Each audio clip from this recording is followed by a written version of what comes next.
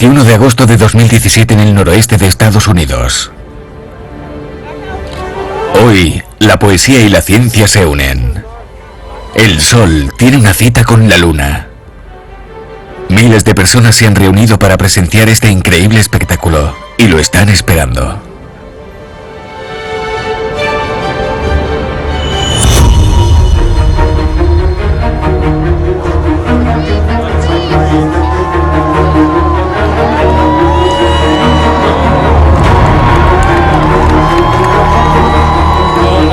Empieza el eclipse total.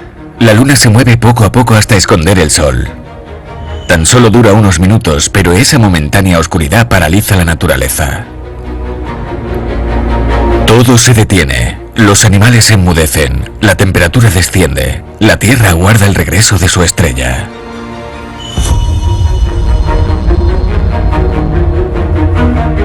Este fenómeno tiene una explicación científica, pero la tensión se palpa en el ambiente cuando el sol desaparece. ¿Se debe eso a nuestros miedos ancestrales? Nacimos del sol. Si muere, ¿lo haremos también nosotros? Esperemos que no se esconda por mucho tiempo.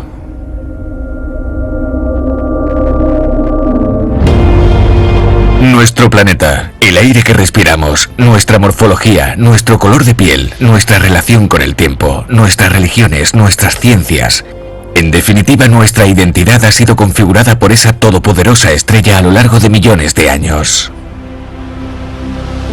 En ese tiempo, la hemos temido, venerado y estudiado, siempre con la intención de entenderla y controlarla. En la actualidad, los extraordinarios avances de la ciencia y la tecnología nos ayudan a conocer mejor el Sol y su excepcional poder. Esta es la historia que os vamos a contar hoy, la historia del Sol y del hombre.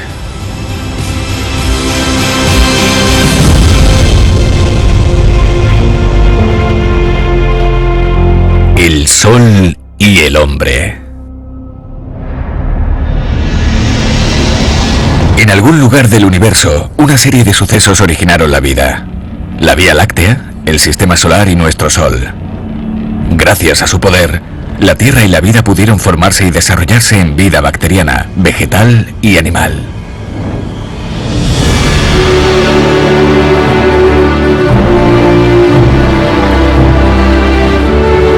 Después, el Sol nos dio forma a los humanos hace más de 2 millones de años. Nuestras habilidades físicas mejoraron gracias a la transpiración, nuestras proporciones corporales, la forma de nuestra nariz, la textura del pelo, todas se han adaptado al Sol. El Sol también nos ha permitido viajar a través del planeta y conquistar nuevos territorios.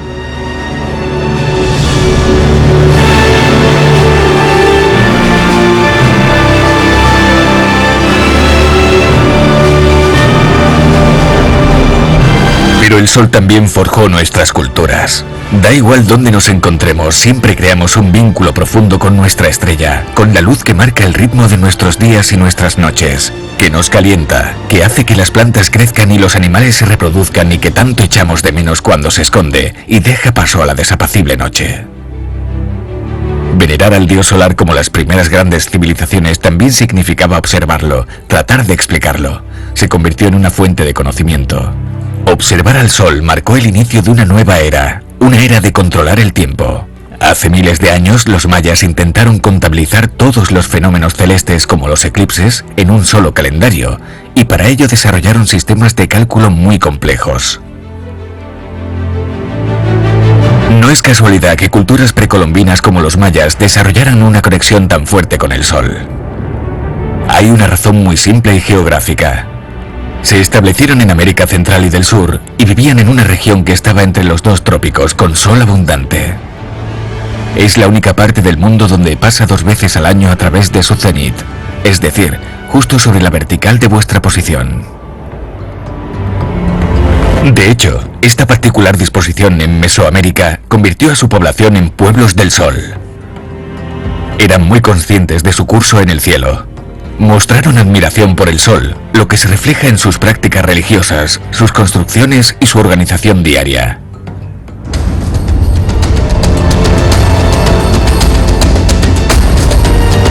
A A finales del siglo XVIII se descubrió en México la ciudad precolombina de Xochicalco. Es un ejemplo de construcción que los humanos dedicaron al sol. Rubén Morante López, un arqueoastrónomo mexicano, ha dedicado más de 25 años a estudiar los restos de este lugar tan emblemático. El culto al sol tenía dos aspectos.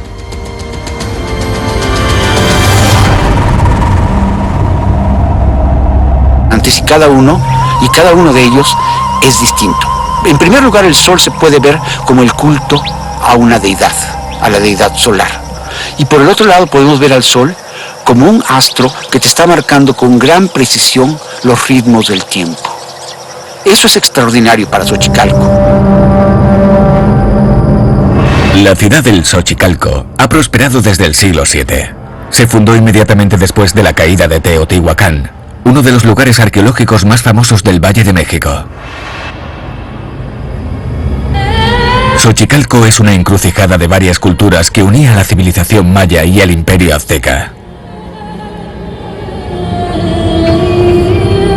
Los arqueólogos la han excavado desde los años 50. Esta asombrosa ciudad es en sí una prueba por su ubicación de que fue construida por una civilización muy avanzada. Xochicalco tiene en su horizonte una serie de montañas como la que ahora tengo a mi espalda, muy apto para hacer orientaciones astronómicas, para ver al sol salir sobre su cúspide o para ver al sol cruzar de un lado a otro de sus laderas. La genialidad de estos observadores era crear unas herramientas de medición de estos lugares que permitían una referencia exacta del movimiento de la estrella en el horizonte. Y después, sacar algunas conclusiones valiosas. Lo mismo pasa con el Popocatépetl. Como ningún otro sitio de Mesoamérica y probablemente de toda América, el Popocatépetl en Xochicalco marca un día muy particular. De hecho, el sol solo sale 2 veces al año justo tras ese grandioso volcán.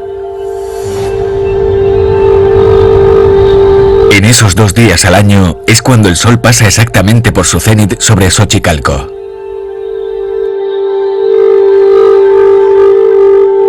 Ellos sabían que si salía el sol detrás del Popocatépetl, indudablemente iban a tener a mediodía el punto más alto del sol durante todo el año. El momento en el que el sol alcanzaba su cenit era el fenómeno más importante en la ciudad y las impresionantes construcciones subterráneas lo atestiguan.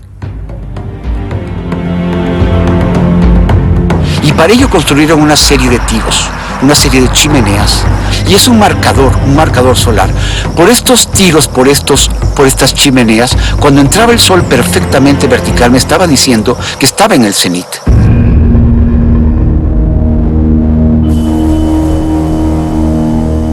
Hoy en día, estos pozos atraen a multitud de turistas ansiosos de presenciar este espectáculo de luces creado por el hombre.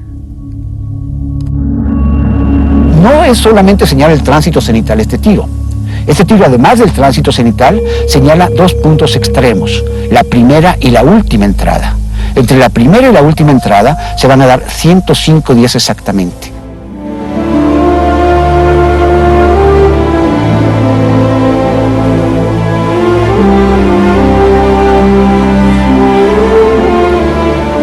«105 días que se han plasmado en 105 símbolos que Rubén reunió y clasificó de las pirámides de Xochicalco. Son glifos grabados en roca que, según los estudios, corresponden con aquellos que contaban los días del calendario.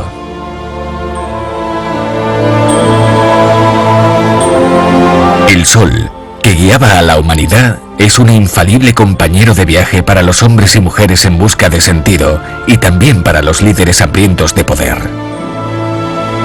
A decir verdad, ¿quién es más poderoso que un rey que controla el sol?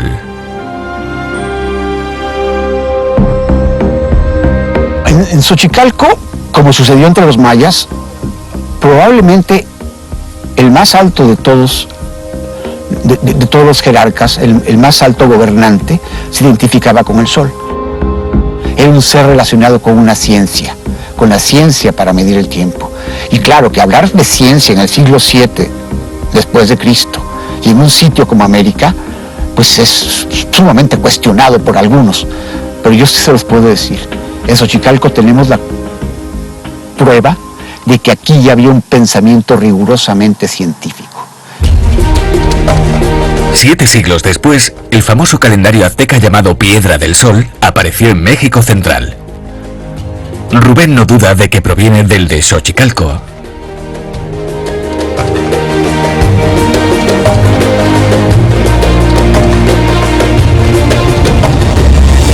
Desde Egipto hasta México, en unos pocos miles de años, se formó un enfoque científico del Sol. El hombre se adueñó de la estrella más brillante e intentó comprender sus misterios. El Sol nos atrae con la misma fuerza que un imán, así que nunca dejaremos de intentar entenderlo, con la esperanza de poder responder a esta pregunta universal: ¿por qué gira la Tierra? Fue finalmente en Europa donde surgió un nuevo concepto del cosmos y sobre todo del Sol y sus planetas. En el viejo mundo, vivíamos con una representación cósmica que data del siglo II de la era actual, desarrollada por el astrónomo Ptolomeo de Alejandría. Se basó en la concepción griega de Aristóteles, cuyo sistema perpetuó la falsa idea de que la Tierra todavía era el centro de un universo en movimiento. Se decía que cada planeta giraba alrededor de un círculo llamado epiciclo, que a su vez giraba alrededor de la Tierra.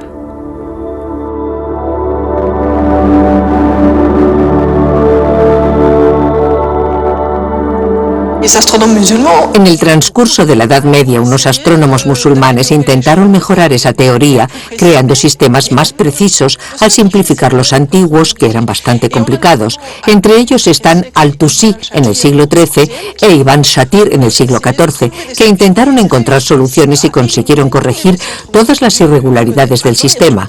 Sin embargo, seguía siendo una combinación muy complicada de movimientos circulares. A mitad del siglo XVI dio comienzo una revolución conceptual. Le dieron el nombre de un polaco canónico apasionado de la astronomía, Nicolás Copérnico.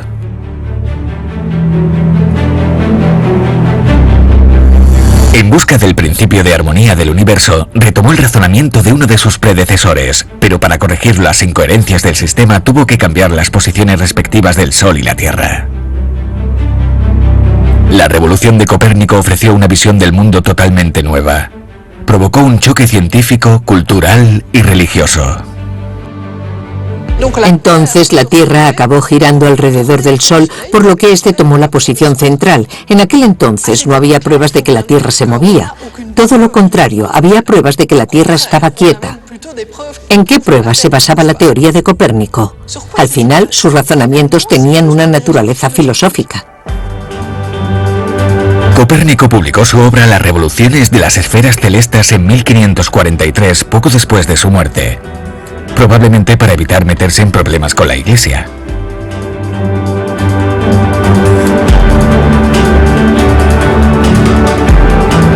En medio de todo está el Sol, pues ¿quién en este bellísimo templo podría esta lámpara en otro lugar mejor, desde el que se pudiera alumbrar todo?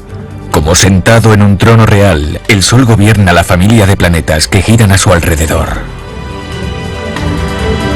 Gracias a este nuevo sistema cosmológico, Copérnico explicó el movimiento diario de los cuerpos celestes y del Sol en particular a lo largo del año. Nuestra anterior visión geocéntrica se convirtió en heliocéntrica. Marcó el principio de una amarga batalla entre la ciencia y la Iglesia, que hasta el siglo XIX negó que la Tierra, el lugar de la creación según la Biblia, pudiera ser un simple planeta gobernado por su estrella. Sin embargo, nada podía evitar que la revolución copernicana conquistara a las mentes y que su teoría fuera estudiada y mejorada por otros. El sistema copernicano sitúa al Sol en el centro y a los planetas alrededor, pero no pueden simplemente girar alrededor en círculos porque el resultado no sería lo bastante preciso. Para ello era necesario combinar movimientos circulares. Finalmente, la simplificación vendría de manos del alemán Johannes Kepler, que llegó con la idea revolucionaria de las elipses, eliminando los círculos.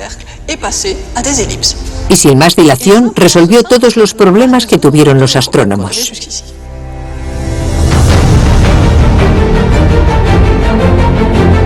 elipses en vez de círculos, y todo el sistema solar incrementó su armonía.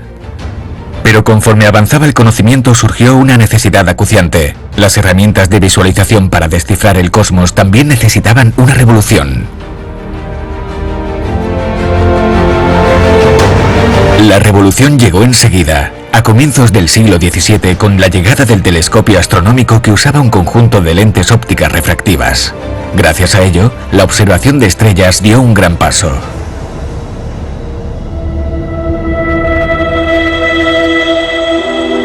El astrónomo italiano Galileo fue uno de los primeros en entender su valor. En 1610 apuntó con su propio telescopio al cielo. Fue entonces cuando saltó de un descubrimiento a otro: los cráteres de la Luna, las fases de Venus, una infinidad de estrellas en la Vía Láctea y satélites alrededor de Júpiter.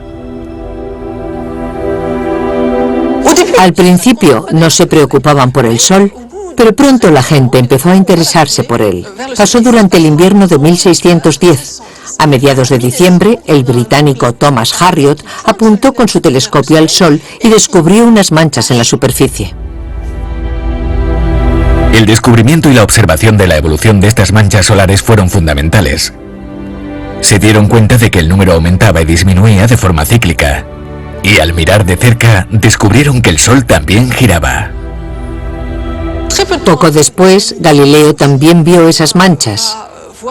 Sus observaciones fueron decisivas porque fue el único en mostrar los cambios en las manchas con la rotación del Sol.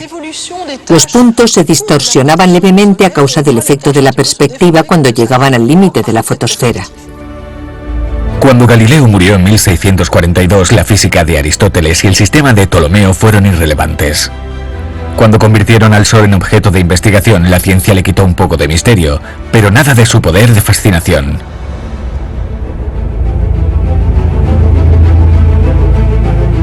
La brecha entre la religión y la ciencia aumentó. Por otro lado, la conexión simbólica entre el poder del Sol y de los reyes se mantuvo. Incluso los líderes se dieron cuenta del valor estratégico de la astronomía para ellos y para su país. Y los científicos se aprovecharon de ese interés. Los astrónomos recurrieron a los líderes de sus países para obtener financiación. A estos líderes se les ganó rápidamente con esa idea, ya que estaban vinculados con las estrellas y con el poder gracias a una tradición ancestral, pero también porque hacer nuevos descubrimientos y valiosas y detalladas observaciones harían que sus países y ellos mismos ganaran prestigio.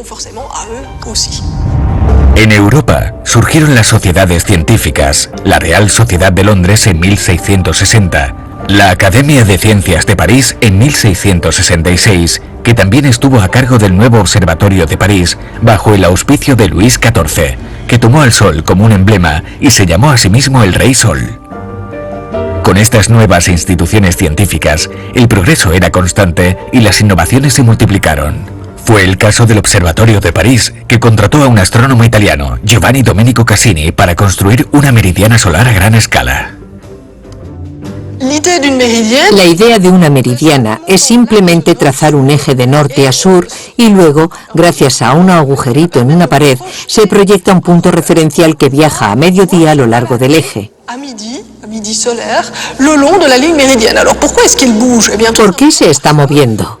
Porque el eje de la Tierra está inclinado, por lo que el Sol está más bajo durante el invierno y más alto durante el verano. Así que durante el año estará más o menos alto y el punto se proyectaría de manera acorde en la línea meridiana.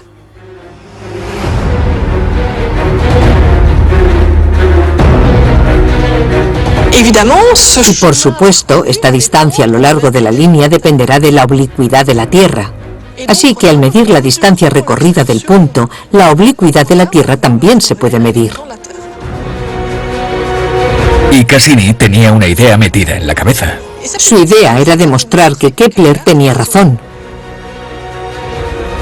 Que el supuesto movimiento del Sol estaba provocado por esa trayectoria elíptica seguida del giro de la Tierra alrededor del Sol. Y se las apañó para demostrarlo con su meridiana. El interés que demostraban los científicos por el Sol era exponencial. El rey de las estrellas ya no era inalcanzable ni observado desde lejos. Ahora se podía analizar su luz. El mundo estaba empezando a revelar algunos de sus secretos. En 1666, el padre de la gravitación universal, Isaac Newton, descubrió que la luz blanca no era tan blanca. Al apuntar un rayo de luz a través de un prisma, demostró que la luz estaba, en realidad, hecha de un espectro de 7 colores diferentes, desde rojo a morado. Y más allá de la luz visible, 150 años después, William Herschel descubrió los rayos infrarrojos, mientras que el químico Johann Ritter demostró la existencia de los rayos ultravioleta. Al mismo tiempo, François Arago, el entonces director del Observatorio de París, tomó la primera foto del Sol el segundo día de abril de 1845. La estrella se transformó en una imagen que se podía sostener en las manos, como quien sostiene un telescopio. Una imagen que salió de los limitados círculos de los observatorios para llegar a un público más amplio.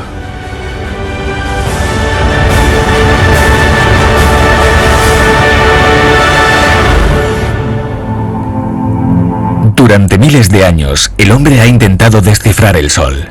Y durante miles de años ha superado obstáculos uno detrás de otro. El deber es enorme y obsesivo.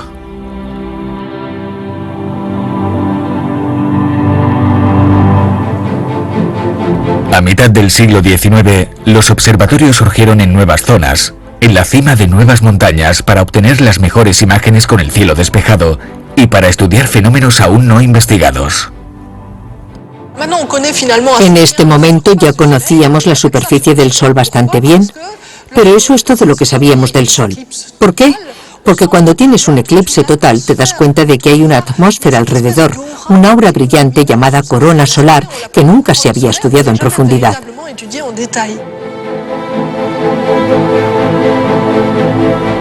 Las cosas cambiaron en la década de los 30 gracias a un hombre, Bernard Liot, y su invento, el coronógrafo.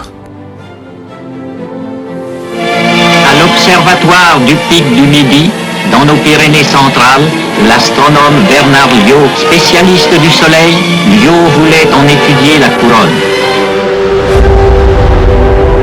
Esta herramienta revolucionaria recrea el efecto de un eclipse y por lo tanto hace visible la corona solar. Bernard Liot instaló su herramienta en el observatorio del Pico de Midi a una altitud de 2.870 metros.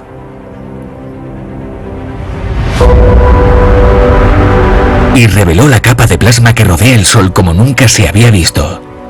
Otro obstáculo fuera del camino del conocimiento.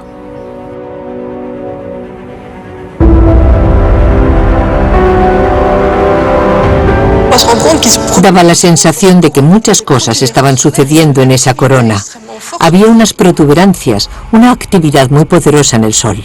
Cada vez más alto y más lejos.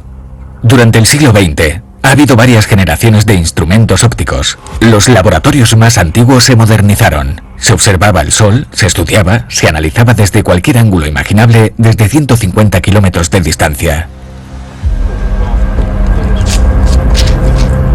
Para garantizar la continuidad de los datos registrados en los últimos 100 años en el Observatorio de París, los científicos siguen tomando una foto del Sol al día.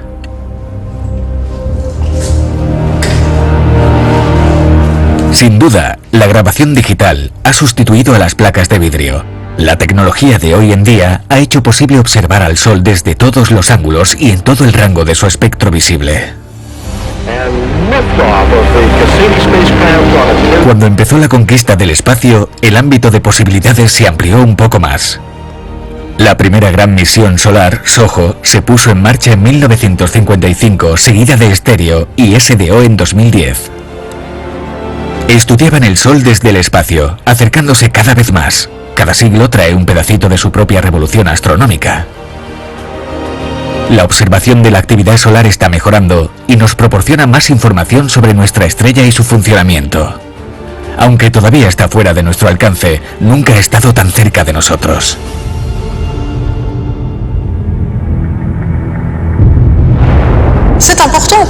El conocimiento es importante porque la actividad solar tiene un impacto directo sobre la Tierra. Va a afectar al campo magnético. Puede producir una aurora boreal muy bonita, pero también puede provocar interrupciones en el circuito eléctrico de las telecomunicaciones, por lo que es esencial comprender la actividad solar.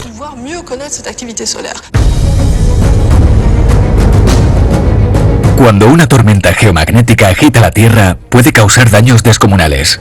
Sin teléfono o internet, sin GPS o electricidad, la sociedad es la que quedaría paralizada. Hoy en día sabemos que lo que causan estas tormentas geomagnéticas son las erupciones solares, ya que vemos unos fenómenos enormes que estallan en la superficie del Sol. Aunque desde lejos el Sol siempre parezca pacífico y calmado, en verdad es un motor de actividad intenso e imparable.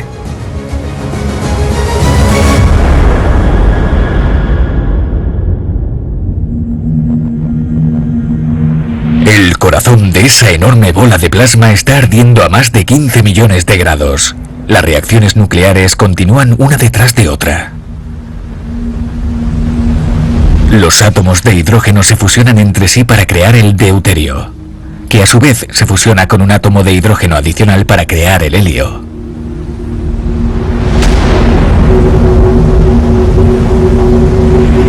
Por lo tanto, el Sol está consumiendo unos 600 millones de toneladas de hidrógeno por segundo, lo que produce una energía descomunal, tanta como la que arrasaría la humanidad en 1 millón de años. Esta energía se libera primero en forma de radiación en la primera capa, la zona de radiación.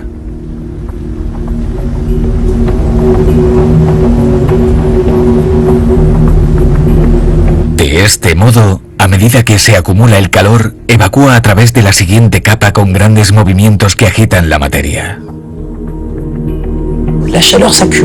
En algún momento el calor se acumula y se puede ver perfectamente en una olla cuando hierves agua. Hay movimientos macroscópicos en la materia. Estos torrentes conducen al calor a la superficie y entonces la materia se enfría, se espesa y vuelve a hundirse. Hay grandes corrientes eléctricas que se activan y provocan un campo magnético. Pero este magnetismo no se queda en el interior de la estrella. Quiere escapar, emerge. Estas concentraciones de campo magnético aparecen como manchas en la superficie solar. 400 años después de su descubrimiento, hay una explicación para las manchas solares. Reflejan la actividad magnética del Sol. Cuanto más alta sea la actividad, más manchas hay. Las erupciones se multiplican, así como los riesgos de tormentas geomagnéticas en la Tierra.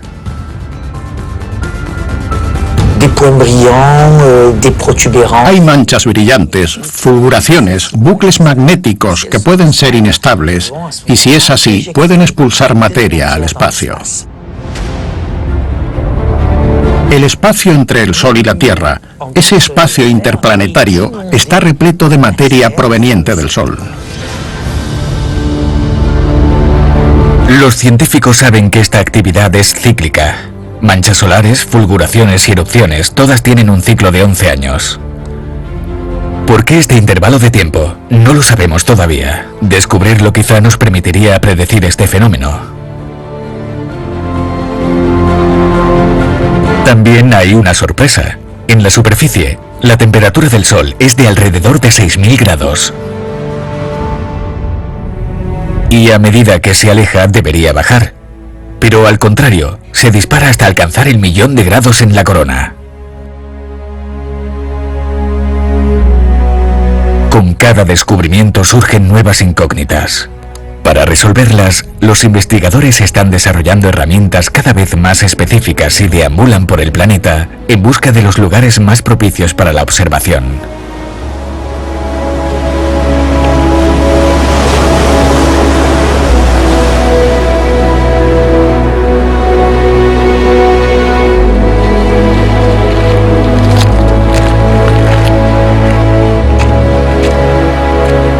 Patrick Antolan, un astrofísico de la Universidad de St. Andrews, en Escocia, ha escogido el Observatorio de Roque de los Muchachos en la cima de La Palma, en las Islas Canarias, para llevar a cabo sus estudios de la corona solar.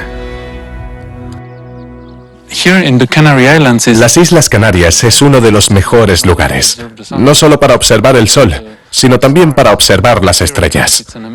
Por la noche hay un espectáculo increíble. Por ejemplo, aquí estamos a casi 2.500 metros por encima del nivel del mar, lo que significa que, por supuesto, hay menos aire. Queremos reducir la mayor cantidad de aire posible porque puede introducir distorsiones en la luz. Y también hay muy poca humedad aquí. Eso significa menos vapor de agua en el aire, lo cual es bueno.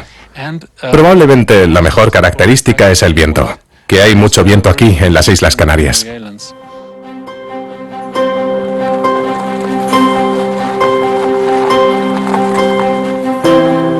Cada día, Patrik Antolán observa el Sol en directo gracias al telescopio solar sueco, el segundo telescopio más grande del mundo.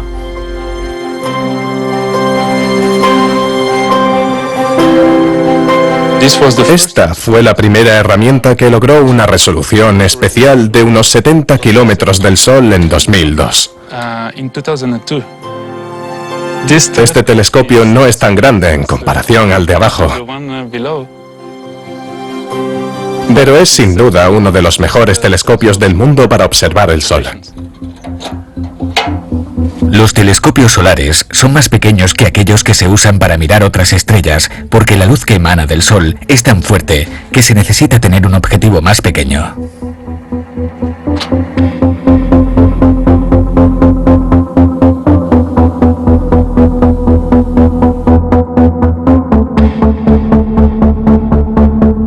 Vale, la luz llega aquí, converge en este punto y se refleja aquí. Sigue esta trayectoria. Así, lo que vemos aquí es una luz blanca.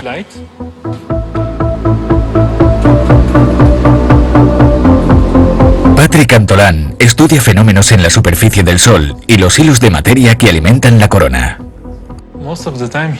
La mayoría del tiempo tenemos los ojos pegados a esas pantallas que veis ahí detrás. Podemos ver esa granulación, los movimientos de convección, que son muy importantes si queremos entender cómo se acentúa el campo magnético del Sol. Cómo se introduce la energía en él y después nos permite apreciar cuál es el efecto. Pero más arriba en la atmósfera tenemos una infinidad de fenómenos, diferentes fenómenos. Tenemos como chorros solares. Otra característica muy interesante que podemos ver es esta estructura filamentosa oscura. Y estos son unos objetos muy importantes en particular para el clima del espacio, porque son muy densos y pueden erosionar. Y cuando lo hacen emiten una gran cantidad de masa que, bueno, que llega a la Tierra y puede estropear los satélites y nuestras herramientas. Todos los astrofísicos están de acuerdo. La actividad incesante del Sol, su ciclo, sus erupciones, su influencia directa en la Tierra, todo está conectado con su campo magnético.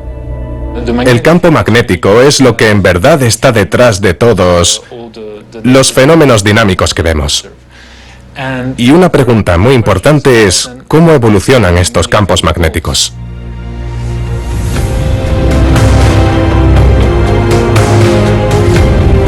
Por eso habrá dos nuevas misiones espaciales hacia el Sol. En 2020, el Solar Orbiter de la Agencia Espacial Europea se colocará en órbita a solo 42 millones de kilómetros de nuestra estrella.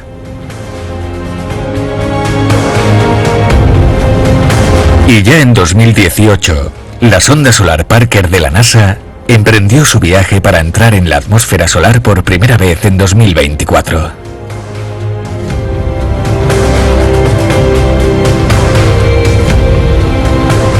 Y esta se acercará mucho al Sol a menos de 10 radios solares. En comparación, Mercurio está a 70 radios solares, así que va a estar 7 veces más cerca del Sol que Mercurio. Va a ser la primera vez que una sonda se acerque tanto al Sol. A lo mejor hasta termine sumergido en él.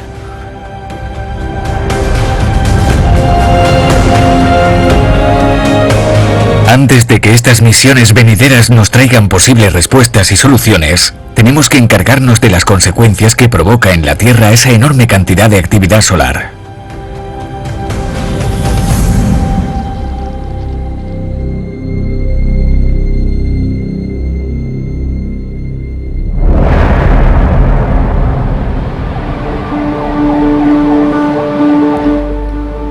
Para prevenir cualquier amenaza proveniente de la actividad solar en la Tierra, la NASA lanzó el satélite SDO o Solar Dynamics Observatory en 2010, que hasta hoy ha sido la herramienta más sofisticada a la hora de entender y anticipar las variaciones de la actividad solar y su impacto en la Tierra.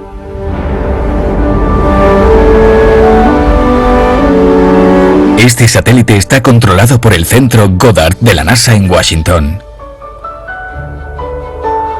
Dean Pesnell es investigador de la NASA y director científico de ese observatorio espacial.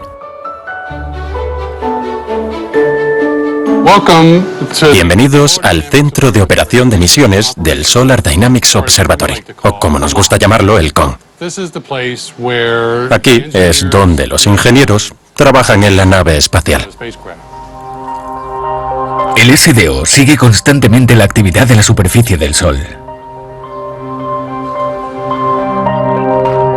Gracias a ello sabemos cuándo un chorro de plasma solar llamado expulsión de masa de la corona se dirige hacia nosotros. Para ser concretos, ¿qué es lo que está pasando? ¿Cuánto tarda la nube magnética que genera en llegar a nosotros y qué consecuencias tendría? Tardaría unos 8 minutos que la luz llegara aquí, pero entre 15 horas y unos días en el caso de las partículas.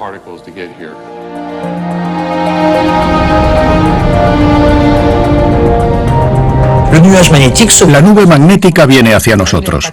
Cuando impacta en la Tierra, que tiene su propio campo magnético, no puede entrar de cualquier manera porque la nube está hecha de partículas cargadas. La Tierra tiene un campo magnético con la forma de las orejas de Mickey Mouse.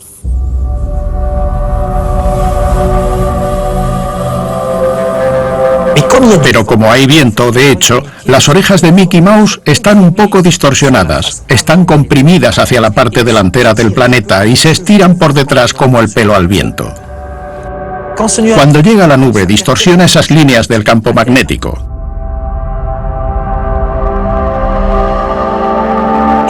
Algunas partículas giran en espiral hacia adentro y crean la aurora boreal al estimular las moléculas de la atmósfera terrestre. Es una manifestación de la entrada de partículas energéticas del Sol a la atmósfera. Y esa es la parte buena. Pero otras partes no son tan buenas. Pérdida de la radio, de las señales de radar, la tecnología GPS paralizada. Puede incluso llevar, como en Quebec en 1989, a una completa interrupción de la red eléctrica. El 13 de marzo de 1989, el noroeste de Estados Unidos fue asolado por una tormenta geomagnética. En Quebec provocó una caída general eléctrica de casi 9 horas. La electricidad es omnipresente en nuestra sociedad moderna. Esto le da al Sol una especie de nuevo poder sobre nosotros, el poder de paralizarnos. Para evitar que esto pase, aparece un nuevo campo de especialización, el clima espacial. El clima espacial es un término que se originó en los 90. Como hay cosas que le están pasando al Sol y cosas que le están pasando a la Tierra, tienen que estar conectados. El Centro de Clima Espacial estadounidense es el centro de operación responsable del sistema de alerta. Cuando hay una eyección peligrosa del Sol, tiene unas 15 horas para avisar a la gente y los servicios que se pueden ver afectados. Las compañías eléctricas quieren saber cuándo va a suceder. Los pilotos quieren saber si van a poder usar las radios cuando entren en el polo. Una de las cosas más chulas es la agricultura de alta precisión. Usan el GPS y programan sus enormes tractores para salir y arar los campos. Si el GPS no es preciso, no lo harán correctamente. Al interrumpir las actividades de nuestra hiperconectada sociedad, el Sol nos recuerda a su manera su poder superior. Nuestros avances no deberían hacernos olvidar que el Sol es el jefe de su sistema. Pero su energía ilimitada también lo hace un aliado indispensable siempre y cuando le demos un buen uso. La cantidad de energía solar que arriba. La cantidad de energía que choca con la atmósfera es impresionante y de momento todavía no sabemos cómo sacarle provecho. Las plantas lo llevan haciendo desde siempre con la fotosíntesis y convertir energía solar en una energía química es una hazaña impresionante. Uno de los desafíos del cambio climático al que nos enfrentamos es alejarnos de la producción de energía basada en combustibles fósiles como el petróleo, el carbón y el gas, y encontrar la manera de aprovechar las fuentes de energía renovable, ya vengan del sol o del clima.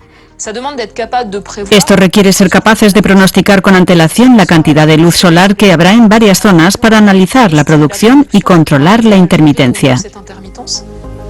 Nuestra capacidad de aprovechar la energía solar gracias a las nuevas tecnologías marca una nueva etapa en la historia que nos conecta con nuestra estrella.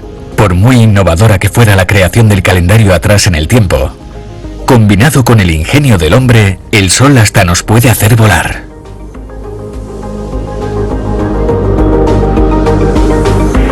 Bertrand Piccard ha desarrollado junto con el piloto André Borschberg el primer avión solar, el Solar Impulse, que él mismo pilotó por el mundo desde marzo de 2015 hasta julio de 2016, solo a base de energía solar. La cantidad de energía que nosotros los humanos recibimos y usamos viene del sol.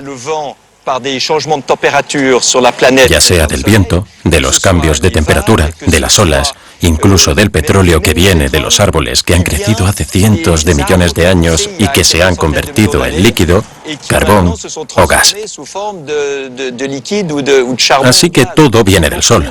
Ahora, lo importante es ver si esa parte de esa energía solar está contaminada y si la otra parte está limpia, como la fotovoltaica, el viento, las olas, las mareas, etc.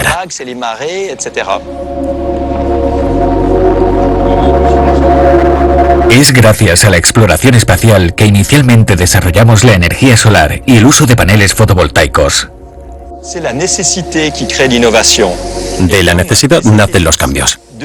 Como los satélites deben orbitar durante años alrededor de la Tierra, se tuvo que encontrar una fuente de energía totalmente renovable, ilimitada. Este fue el primer uso industrial de las células fotovoltaicas, atrapar la energía solar y convertirla en energía para poner en marcha una nave espacial. Después, si funcionaba en el espacio, tenía que funcionar en la Tierra, en barcos, en aviones. Y de repente, había aviones solares. Hacer volar un avión fue una energía solar y convertirla en energía para poner en marcha una nave espacial. Después, baterías durante la noche. Así es como el Solar Impulse pudo volar de día y de noche sin queroseno. Y es muy importante ver que incluso de noche el calor que se ha ido almacenando durante el día puede continuar produciendo vapor para dar potencia a las turbinas y generar electricidad. Así que la gente que cree que la energía solar es intermitente se equivoca. Usar energía solar incluso cuando ya no hay sol. Aquí está la genialidad del hombre. Hay todo un mundo de posibilidades. Y como el sol nos alumbra a todos, la humanidad entera debe beneficiarse de él. No nos pasemos al decir que el sol es capaz de hacer cualquier cosa. Ahora mismo tenemos que salir del pensamiento utópico y adentrarnos en una etapa de pragmatismo político y económico. Vemos que la energía solar es rentable actualmente, por lo que deberíamos continuar en la misma línea. Desde el principio de los tiempos, el hombre ha soñado con ser un creador capaz de expandir los límites de la naturaleza y los suyos propios. Ha sido capaz de comprender y controlar lo que está fuera de su alcance. Desde el principio de los tiempos, el sol ha estado ahí para acompañarlo, ponerlo a prueba, desafiar sus capacidades para pensar y actuar, y ha llevado al hombre a mayores alturas. Cuando nuestros ojos se alzan al cielo mientras el sol desaparece de nuestra tierra durante unos minutos, de repente nos damos cuenta del lugar que ocupa en nuestras vidas. Nos ha llevado 1000 millones de amaneceres y atardeceres, de eclipses y observaciones, vivir en armonía con el sol.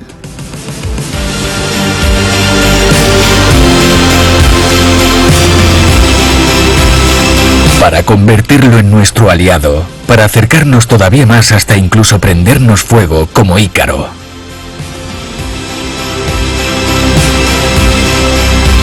A partir de ahora, ¿nos ayudará nuestra estrella a superar los retos venideros? ¿A proteger nuestro planeta? ¿Será su energía fuente de la vida la clave para nuestro futuro? Una cosa es segura, nuestra estrella no nos va a decepcionar, porque el Sol va a permanecer aquí otros 5.000 millones de años más.